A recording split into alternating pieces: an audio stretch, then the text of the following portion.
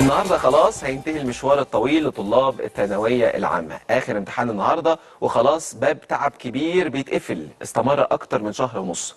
طلبه كتير حاسين ان هم اتحرروا من القيود اللي كانت حبساهم في البيت، وطبعا سهر المذاكره. دلوقتي كل واحد فيهم بيفكر يخرج، يسافر، يقابل اصحابه، يعيش براحته شويه بعيدا عن الضغط. بس في نفس الوقت احنا محتاجين نعرف الاجازه دي هنقضيها ازاي. نسافر فعلا، نروح اماكن بسيطه هنا في القاهره، نعمل ايه يفرحنا في نفس الوقت يفيدنا.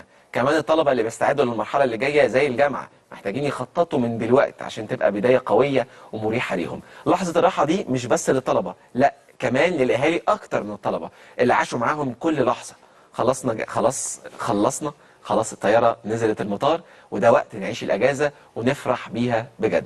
عشان كده ضيفنا النهاردة منورنا في الاستوديو دكتور أحمد علام، استشاري العلاقات الأسرية والصحة النفسية، واللي من خلال تواجده معانا هيعرفنا ازاي نستمتع بالأجازة، نستفيد منها كمان ونحضر للي جاي إن شاء الله. دكتور صباح الفل. صباح الورد، أهلا بيك يا أستاذ أحمد. حضرتك أنا طبعا بتشرف بوجودي مع حضرتك. احنا حقيقي مبسوطين إن أنت متواجد معانا. المفروض بقى يعني قبل ما نبدأ ونقول الطلاب المفروض يعملوا ايه، عايز اعرف منك وانا بنتكلم انا والدكتور في فصل يعني ابنه النهارده متواجد في الامتحانات الثانويه العامه فعلا. وان شاء الله باذن الله يخلص على خير وامتحان يكون موفق.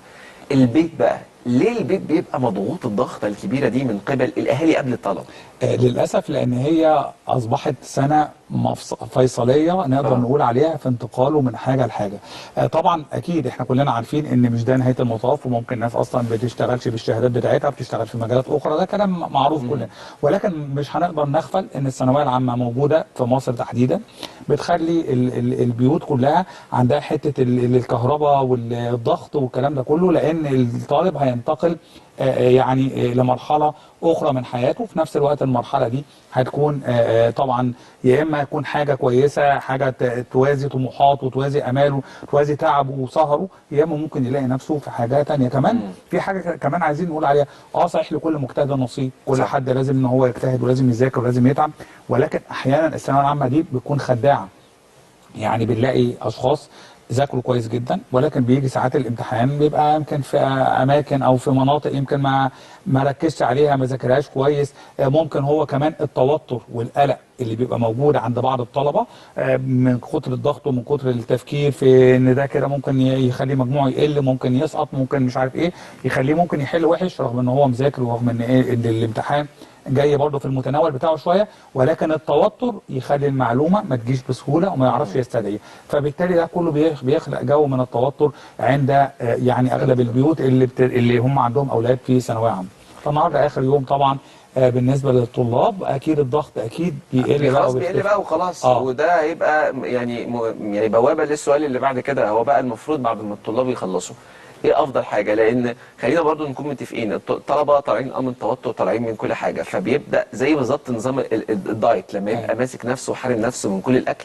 اول ما الدكتور يقول له خلاص انت فري، يبدا يعمل كل الموبقات بتاعه الاكل عشان خلاص بقى هو جعان وياكل وياكل، وده طبعا بيقع عليه ضرر كبير جدا. فعشان خاطر الطلبه بتاعتنا ما تقعش في نفس الفخ ده، المفروض اول ما الطالب يخلص امتحانات ايه اول حاجه يعملها؟ لا احنا طبعا قدام طلبه بقى لهم سنه بيذاكروا، يعني من شهر 8 اللي فات واحنا دلوقتي في شهر 7، فبقى لهم سنه بيذاكروا. فانا هقول لاولياء الامور اللي النهارده زي ما بقول لك اليوم فري، يعمل اللي هو عايزه النهارده وبكره، يعني ممكن نديها كمان يومين ثلاثه. كل اللي هو عايز بقى اللي اتحرم منه، اللي كان نفسه يعمله، اللي هو اصلا كان قاعد ماسك نفسه عشان مش هيقدر يخرج في الحته الفلانيه، مش هيقدر يعمل حاجه الفلانيه علشان كان طبعا يعني مضغوط وبيذاكر وكده. فالنهارده نقدر ناخد اليومين الثلاثه دول ناخدهم الاول فري، نعمل كل اللي احنا عايزينه اللي كان نفسنا فيه، طبعا اكيد في حدود المتاح وفي حدود ميزانيه اولياء الامور والكلام ده كله. ولكن في الاخر سيبه يعمل اللي هو عايزه اليومين دول. مش هقعد اقول له ايه لا ما تعملش كذا، لا مش عارف ايه، لان هو خلي بال حضرتك اسبوعين ثلاثه وهيدخل في ضغط جديد اللي هو يقول لك النتيجه بعد بكره، النتيجه بعد 3 ايام، رغبات كليتين. لا ده لسه الاول الخوف من النتيجه، شبح النتيجه اللي هتيجي، ثم بعد كده نيجي بقى الرغبات والكليات وكده. فطالب الثانويه العامه ده ليه وضع خاص، عشان كده اقول يومين ثلاثه يعمل اللي هو عايزه شويه. بعد كده نبدا بقى ايه يعني نشوف لو كان في سفر مع العائله. انا عارف ان في عائلات كتيره جدا بتوقف سفرها لحد ما الثانويه العامه تنتهي، بناخد المصيف، ناخد السفر مع بعض في اجواء عائليه واجواء بنشوف فيها مدن واماكن ممكن ما نكونش عارفين نشوفها في اوقات كتيره جدا، فاولياء الامور ممكن ان هم يتجهوا لهذا الامر. ثم بعد كده ممكن نعمل بقى بروجرام نحضر نفسنا لما هو قادم، لما هو قادم، وبروجرام كمان للاجازه. يعني دايما بنتكلم على الطلاب بصفه عامه، مش في ثانويه عامه بس، بنعمل لهم بروجرام في الاجازه. لازم يبقى عنده حاجه فيها يعني ترفيه، حاجه كمان يشوف فيها تاريخ بلده، وشوف احنا عندنا مزارات سياحيه كتيره جدا، شوف هذا التاريخ العريق يعرفه، بدل ما يبقى الناس بتيجي بره تتعرف على التاريخ ده وهو ما يعرفوش.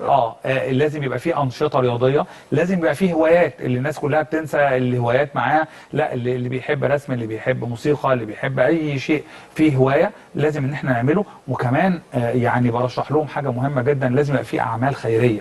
لازم اودي الاولاد، اروح دار مسنين، اروح دار ايتام، اروح اماكن فيها شيء خيري بساعد فيه اشخاص اخرين، عشان بعلم اولادنا وبنعلم بناتنا ان انت ده شيء مطلوب منك، ده كدور مجتمعي، كدور ديني كمان ربنا عز وجل امرنا بيه، ان احنا نساعد المحتاج ونقف جنب اي حد محتاج لنا. دي حقيقه. طيب دكتور، برضه انا عايز اكلمك في نقطه مهمه جدا. زي ما حضرتك وضحت ان سنه كامله البيت كله بيبقى فيه ضغط، طبعا ضغط على كل الأسرة، بيصب على الطالب اللي هو أصلا مضغوط من المذاكرة ومن المجهود الذهني والبدني والنفسي اللي بيعمله في الفترة دي.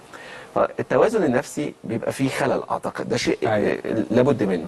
إزاي بقى أعيد توازن النفسي للطالب أو ابني اللي في الثانوية العامة عشان خاطر يبدأ إن هو يبقى إنسان طبيعي؟ لأن أنا دايما بقول مع الضغوط المجتمعية ومع الضغوط الأسرية، طالب الثانوية العامة ما بيبقاش إنسان طبيعي لحد ما يخلص من الامتحان.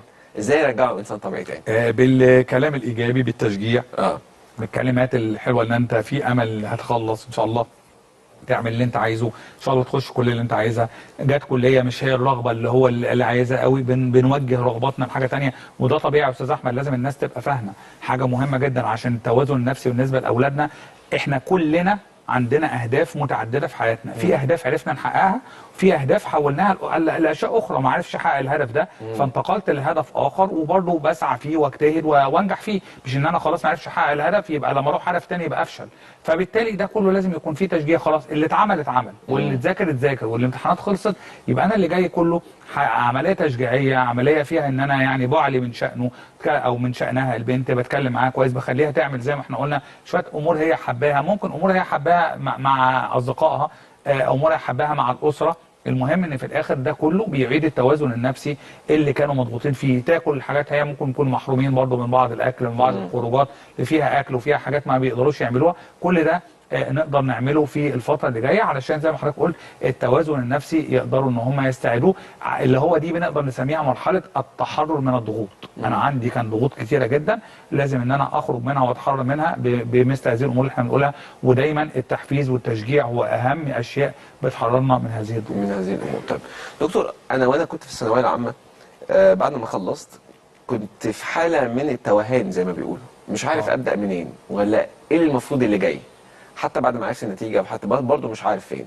ولما كبرت شويه بدا الناس تسالني عن نفس القصه، مروا بالثانويه العامه، انا خلصت المفروض اعمل ايه؟ يعني ايه بقى المفروض اللي جاي؟ ده سؤال اعتقد بيساله ناس كتيره جدا في هذه المرحله. فاللي مش عارف يبدا منين واللي مش عارف ايه اللي جاي المفروض يعمل ايه؟ في الوقت الحالي ما هو مش هقدر اقول لطالب الثانويه العامه اعمل ايه دلوقتي لحد ما تشوف نتيجتك. من بعد النتيجه هنا بقى بيقدر يعمل ايه؟ يدخل الكليه اللي هو داخلها لو كانت هي حاجه متوافقه مع رغباته مع طموحاته، الكلام ده كله حاجه كويسه جدا. ان ما كانتش متوافقه انا في جميع الاحوال بنصحه بالكورسات، بنصحه بان هو ينمي نفسه وينمي المهارات بتاعته باشياء فيها حاجات ممكن يعني ايه تنفعه في المستقبل لما يتخرج. فبالتالي مع الدراسه بتاعته مطلوب منه ان هو ياخد بعض الكورسات اللي خاصه بالمجال اللي هيشتغل فيه. او لو انا هقول برضه بعض الطلبه، لو انت دخلت حاجه انت مش حاببها خد كورسات في الحاجه اللي انت بتحبها. يعني خلي الاثنين متوازنين مع بعض، ربما تتخرج تحب تشتغل تاني في الحاجه اللي انت بتحبها، فيبقى انت واخد فيها دورات، واخد فيها امور تاهيليه. كذلك الحاجات دي كلها بتعلي السي في بتاعك مع مدار الوقت. فده فده مهم جدا ان احنا نقوله ان المرحله دي هي مرحله الدراسه او مرحله انتظار النتيجه، ثم بعدها مرحله الدراسه ومعاها تنميه الدروس. الكورسات دي بتعمل ايه؟ بتنقل الخبرات وتنقل المهارات ويعني ايه، وتخليني ان انا يعني ايه اتقوى في بعض المواد او بعض المجالات اللي كانت بتنقصني او اللي انا عايز يعني اقوي نفسي فيه. فبالتالي ده يعني لصقل شيء المهارات ممكن يكون في ثقل مرض. دكتور، احنا دايما كنا متربيين على مقولة خلص ثانوية عامة وهترتاح. وخلصنا ثانوية عامة واكتشفنا ان لا، من بعد الثانوية العامة مفيش راحة زي ما كانوا بيقولوا لنا، يعني بندخل الكلية وعندنا مهمة جديدة وتحدي جديد. فللطلبة اللي يعتقدوا ان الثانوية العامة هي نهاية التعب ونهاية المشوار ونهاية المجهود، ممكن تقول لهم هقول له الحياه كلها مليانه تعب، مش هتقدر تقول ان الثانويه العامه بس ولا الجامعه ولا هتخلص الجامعه تبدا مرحله. حياتنا كلها هي سلسله من النجاحات والتعب والفشل شويه ونرجع ننجح تاني ونرجع نفرح ونرجع نزعل. فبالتالي الحياه كلها مليانه كده. والمتعه في الرحله. والمتعه في الرحله والمتعه في اللي احنا بنعمله والمتعه في اللي احنا بنحققه. فانت خلص ثانويه عامه، اشتغل على نفسك زي ما احنا قلنا، بعد كده خلص الجامعه هتلاقي نفسك بتخش في مرحله جديده، مرحله الشغل وضغط الشغل والكلام ده كله، تنتقل لهذا الامر وبالتالي تاخد بقى الكارير بتاعك وكده. فالحياه فيها التعب يعني ايه طول الوقت مستمر. بس يعني طريقه التفكير بتاع طلاب الثانويه العامه ان هو اللي كان متعود ان هو معظم الطلبه بتوع الثانويه العامه ما بتروحش مدارس، بتروح الدروس المختلفه وبتتعامل مع فئه معينه وبطريقه معينه. فخلاص على طول بيجي وقت الكليه فبيكتشفوا عالم مختلف تماما، طريقه تفكير مختلفه. فازاي الطالب يأهل نفسه لدخول تلك المرحله المختلفه من التفكير؟ باباه ومامته مسؤولين عن تأهيله. يعني احنا هنتكلم الاهل يا جماعه انتوا مسؤولين عن تاهيله، تعرفوا انه داخل مرحله مختلفه، ان هو تبدا ممكن اروح معاه الجامعه ساعه دفع المصاريف ساعه الحاجات دي، ابتدي اعرفه على حاجات واقول له بص انت هنا مش عارف بتعمل ايه وهنا بتعمل كذا، واعرفه ان الدنيا دي فيها ايه، الجامعه مختلفه فيها اولاد وبنات، فيها مدارس برضو مش مشتركه يعني صح فيها صح. اولاد بس فيها انت هتتعامل مع نوعيات مختلفه كمان، حتى الاولاد مع الاولاد والبنات مع البنات، انت بتتعامل بقى مع ناس كنت انت طول الوقت معاهم بقالك سنين، هتنتقل لناس جديده. خلي بالك حضرتك المدرسه حتى بيبقى في نفس المحيط الجغرافي او الموقع الجغرافي، قريبين من بعض، عارفين بعض طول الوقت. لا انا هخش بقى الجامعه او الكليه هلاقي نفسي ان انا ايه، ناس من اماكن مختلفه، ناس من فئات مختلفه، هلاقي نفسي كمان مع ناس ما كنتش اعرفهم قبل كده، لان مش شرط ان انا بقى هاخد اصحابي اللي طلعوا معايا هيروحوا معايا في نفس هنلاقي نفسنا اتفرقنا. فانا لازم اكون مستعد لهذا الامر، ان انا حياتي هتعرف فيها على ناس جديده، هتعرف فيها على اصحاب جداد، على زملاء جداد. لازم ان انا اكون يعني عندي انفتاح على هذا التعارف، لازم يكون عندي مرونه في التعامل مع هؤلاء الاشخاص، ما يكونيش بقى ان انا يعني كده تنشن كل شويه واخد على الامور صعبه بتاع. لا خلي نفسك يعني خليك ظريف، خليك لطيف، خلي الناس تحبك، خلي الناس تحب القعده معاك والكلام معاك. ده كله احنا لازم نقوله له ونعرفه له. نعرف كمان حاجه كنت يمكن بتكلم فيها قريب، في ناس كتيره جدا بتنسى يا استاذ احمد في النص، ان انا اقول لاولادي مفيش حاجه اسمها انك تغير من حد، مفيش حاجه اسمها انك انت تقعد بقى ايه ده تحقد على حد، تعمل الكلام ده ما بنقولهمش للاسف. لا عرفوا هذا الامر، كل واحد ربنا مهيأ له حاجه في حياته، انت بتعمل اللي عليك وتجتهد وتسعى، وبعد كده كل حاجه طبعا بتكون بايد ربنا. لو شفت حد عنده حاجه مش عندك في الوقت الحالي مش موجوده معاك، فانت ما تبقاش ده سبب الحقد. لو شفت واحد متفوق حاول تتفوق زيه وتشتغل زيه، مش ان انا احقد عليه او ان انا اضايقه او ان انا اعمل زي ما بنشوف كتير جدا ده بيحصل. دي حقيقه. طب دكتور، برضو عشان خاطر احنا نتكلم دلوقتي ساده اولياء الامور، لان معظم الطلبه هيبقوا دلوقتي في الامتحانات، وبعد ما يخلصوا مش هيبقوا مهتمين يسمعوا اي حاجه غير ان هم يناموا يقعدوا على السوشيال ميديا. فلاولياء الامور النوم، وده بيبقى شيء طبيعي بعد الانتهاء من اي عمل او من اي مجهود، فبنام وقت طويل جدا، بقلب يومي والسوشيال ميديا على طول. فلما هاجي اكلم ولي الامر دلوقتي واقول له ابنك بينام كتير او بيعمل سوشيال ميديا، فيقول لي يا عم هو لسه مخلص ثانويه عامه والله يكون في عونه.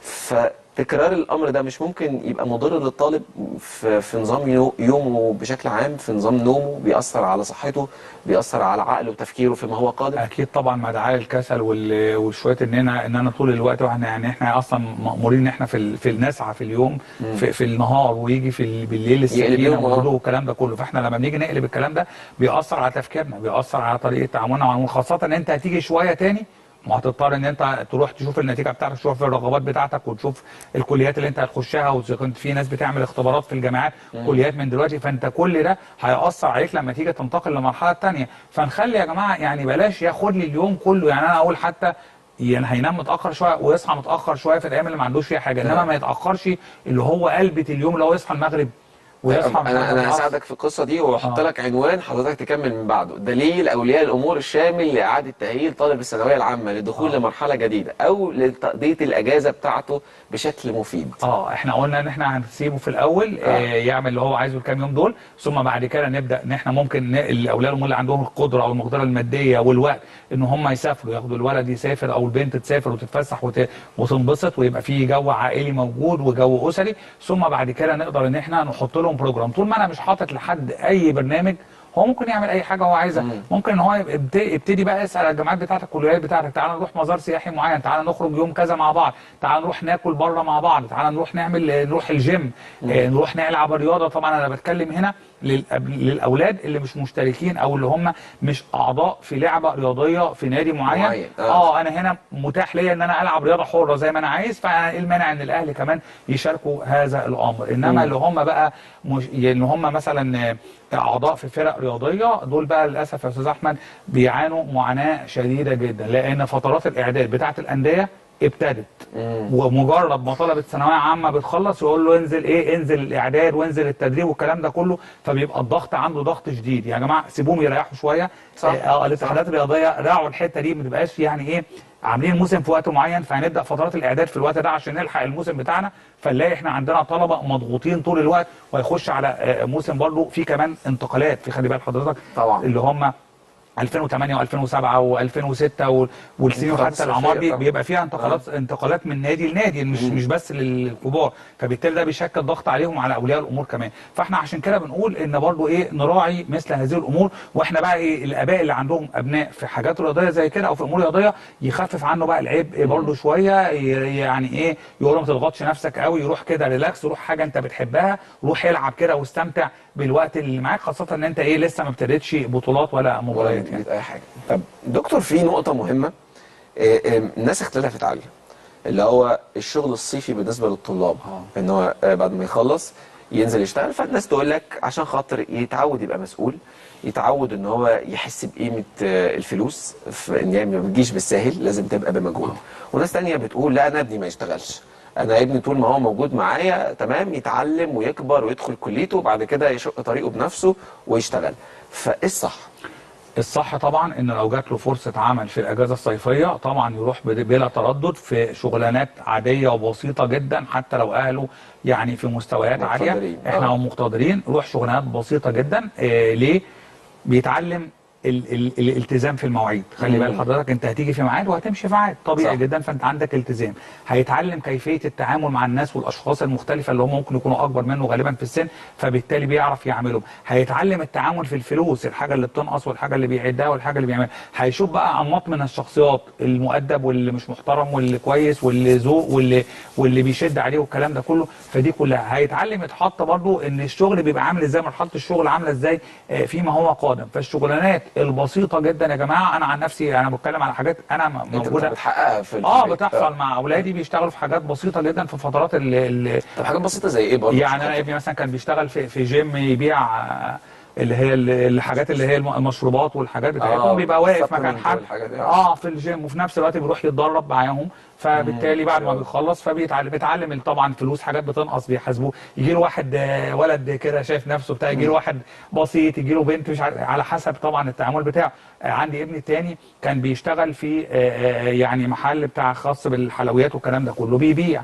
برضه. اتعلم ازاي يتعامل مع هذا الامر. كل ما بيجي له فرصه انا ما بقولوش لا، بيتعلموا في حاجات تنظيميه بتاعت المعرض والكلام ده كله، ما بيجيلوش اي فرصه. ويمكن خلي بال حضرتك يمكن يجي له افكار منها يعملها في المستقبل، يمكن يفتح مشروع مع اصدقائه، يمكن يلاقي الشغلانه دي تناسبه في حاجه معينه فياخد منها فكره، يمكن يتعرف على حد معين، الحد ده يمكن في يوم من الايام، خلي بالكم حصلت كتير، الحد ده هو في يوم من الايام يكون سبب مثلا في ان هو يشتغل عنده في مكان في حاجه. يعني كل ده بنبقى يعني كل ده بنقدر نتعرف. انا بقول لحضرتك انا بيحصل مع اصدقاء ليا كتير جدا، بشوف يشتغل حد مثلا تشتغل مثلا في المحاماه وكده، بتلاقي ابنها بتقول لك انا بخليه في محل بتاع جواهر جنبنا بيساعد معاهم ويحطوا بتاع، مش بيشتغل في حاجه فيها تكنيكال او كده، انما حاجات كلها مساعده وبياخد مبالغ بسيطه جدا. بس اتعلم الالتزام، اتعلم التعامل مع الناس، اتعلم كيفيه ان هو يصحى بدري وان هو ينام بدري علشان هيبقى عنده عمل، وان هو عنده اجازه معينه هو دي اللي بيقضيها كل الحياه دي كلها. وفي نفس الوقت انت مش مضغوط قوي، ليه؟ لان انت عندك بابا وماما اللي هم اصلا شايلينك واللي هم بيعملوا لك، عندك بيتك، عندك اكلك وشربك، فبالتالي ما عندكش الضغط بتاع الشخص اللي بيخلص ومطلوب منه ايجار وسكن وبتاع. وبرضه يا دكتور يعني احساس ان انت تجيب فلوس انت اللي جايبها. أيوة. اشتغلت فعشان خاطر تجيبها. انا فاكر يعني اول مره مثلا اشتغلت مسكت فلوس من صنع ايدي، يعني انا اشتغلت وبذلت مجهود فخدت قصادها مقابل، مش بابا وماما اللي ادوني الفلوس. احساس مختلف. طبعا. احساس بيزرع جواك وانت لسه عندك 17 16 سنه، شيء مختلف تماما بيخليك يعني طب ليه القرش ما يبقاش قرشين وثلاثه واربعه وثلاثه وانا قادر اصنع ده بدل جبته؟ فدي نقطه مهمه جدا. ده يعني خلي بالك انا بتكلم عن يعني الواحد بيفرح بحاجات. انا ابني كان بياخد 30 جنيه في اليوم، يعني رقم زهيد جدا، بس بيعمل ايه؟ حس قاعد يكونه على نفسه لحد ما بقى يبقى اخر الشهر حس ان في فلوس زياده بالنسبه له احلى من الفلوس اللي انت هتديله او هتديله 2000 ولا هو بالنسبه له ال 500 وال 600 وال 800 والكلام ده اللي هو تعب فيهم احسن بكتير. او تحس ان هو عاملهم لحاجه على جنب، هيعمل بيهم حاجه معينه مع انه بيطلب من الاهل وكده، بس هو في الاخر لا، انا هعمل بيهم حاجه معينه ليا شخصيه. ده انا جبت بيهم مش عارف تيشيرت، ده انا رحت مش عارف، حاسس باحساس ان ده الحاجه اللي جابها ليها طعم شديد. ونقول لهم على حاجه مهمه جدا، دايما الفلوس اللي تجي لهم كل شهر او كل يوم حسب بقى الحاجه اللي بيقبض فيها، علمه من بدايه شغله كده ان زي ما انت بتاخد فلوس الفقراء ليهم عندك فلوس، طلع منهم صدقه. صدقه بسيطه جدا، حاجه ابسط من يعني ابسط حاجه بالنسبه لك، رقم بسيط جدا جالك، ربنا زي ما انت فرحت فرح معاك حد تاني. صح، ودي نقطة مهمة جدا. يعني أنا برضو أفتكر وأنت حتى لو وأنت جاي بفلوس جايب حاجة للبيت، حاجة بسيطة وصغيرة، ده تأثيرها بيبقى قوي. وأول يوم أول مرتب ده بالذات لازم يعمل حاجة للبيت، غدوة، أي حاجة يجيبها معاها، فاكهة، أي حاجة، آيس كريم، المهم إنه في الآخر يجيب حاجة مهمة. يجيب حاجة. نصيحة أخيرة من حضرتك للطلاب الثانوية العامة اللي خلصوا النهاردة، نصيحة للمشوار اللي جاي، نصيحة للطلاب على أولهم وفي مقدمتهم ابنك. لا، النصيحة طبعا ان انت مقبل على مرحلة جديدة جدا في حياتك. المرحلة دي لازم تستعد لها كويس، والمرحلة دي ان شاء الله هتنقلك لحاجة افضل. رغباتك قد لا تتحقق، مش عارفين تتحقق ولا لا. لو اتحققت تمام جدا بفضل ربنا عز وجل وتكمل في مرحلتك، ما اتحققتش حول هدفك لحاجه ثانيه. وكون فيها حد، يعني كان جاي لي واحده متفوقه جدا كان نفسها تدخل هندسه، ما دخلتش. اقول بس مثال بسيط، دخلت ايه؟ دخلت فنون جميله. بالنسبه لها هي مش كان طموحها، بس في الاخر اصبحت معيده في الجامعه. يعني عملت، حولت لطموحها. مش انت متفوقه، مش انت حسيت ان ده يعني مجموعك قل عشان حاجه، طب ما بقت برضه حاجه كويسه وحاجه كبيره. فانت حول طموحك للحاجه الثانيه وانجح فيها وتفوق فيها. ودايما احب اقول ما فيش حاجه اسمها كليات قمه يا جماعه. اللقب اللي احنا حاطينه كن قمه في القاع ولا تكن قاعا في القمه. يا سلام، خير ختام. دكتور احمد علام، استشاري العلاقات الاسريه والصحه النفسيه، احنا بنشكرك شكرا جزيلا. وعزيزي طالب الثانويه العامه، زي ما قال الدكتور الامر بسيط والامر سهل. انت بطل بدل وصلت للمرحله دي، خلصت الامتحان، بعيدا عن نتيجتك وبعيدا عن اللي انت هتعمله قدام، انت كويس وتستحق الافضل طول الوقت. والافضل مش مجموعك ولا الافضل هي الكليه اللي هتدخلها، ولكن المجهود اللي انت هتبذله وهتقرر انك تعمله عشان تكون الحاجه اللي انت عايزها. استغل هذه الفتره في امور هتنفعك وتفيدك قدام. العب رياضه واستغل وقتك بشكل كبير، وحاول تخلق عادات صحيه ان شاء الله تكون مستمره معاك حياتك كلها. كل التوفيق لطلابنا في مختلف الكليات والجامعات، وكل اللي بيدرس وكل اللي بيحاول، كل التوفيق ليهم ان شاء الله. خلصت فقرتنا وايضا خلصت حلقتنا. اتمنى ان انتم تكونوا استمتعتم كما استمتعت انا. كان معاكم انا احمد دياب. بيتجدد لقائنا كل يوم من الساعه 8 للساعه 10 الى ان نصل الى هذا الموعد. الى اللقاء.